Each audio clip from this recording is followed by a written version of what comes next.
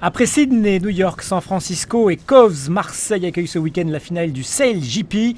Les 6 super catamarans, tous identiques et issus de la dernière Coupe de l'América, vont en découdre dans la rade nord de Marseille. À la clé, $1 million pour le vainqueur. Mais comment fait-on pour naviguer à bord de tels engins? L'un des équipiers du Team France nous explique tout. Donc on est 5 à bord. Si on part de l'arrière, le plus en arrière c'est le barreur. Le barreur, un de ses principaux contrôles, ça va être en plus de la direction évidemment. Ça va être ici là, un ajustement de l'angle du foil qu'il peut utiliser dans les manœuvres notamment. Alors, il y a plein de petits boutons pour faire plein de petits réglages sur l'angulation des safrans, plein de choses comme ça. Le suivant ici c'est Mathieu Vandamme qui sera le régleur d'aile. Lui il a ce bout, c'est l'écoute qui est relié à l'aile.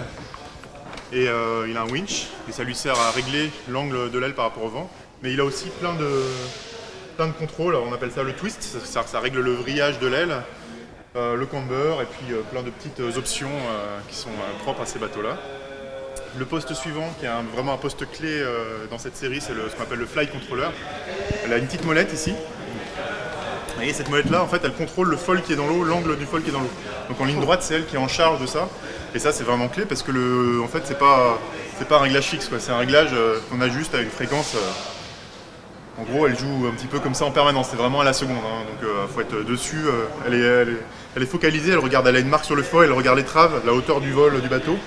Et elle est en permanence dessus. Elle peut pas faire la tactique ou quoi que ce soit. Là, elle est vraiment là-dessus. Et devant, on a les 2 winchers qui fournissent l'énergie pour régler l'aile. Pour suivre les courses à partir de vendredi 14h40, une fan zone sur le J4 et des tribunes payantes sur la digue du large. Réservation sur sailgp.com.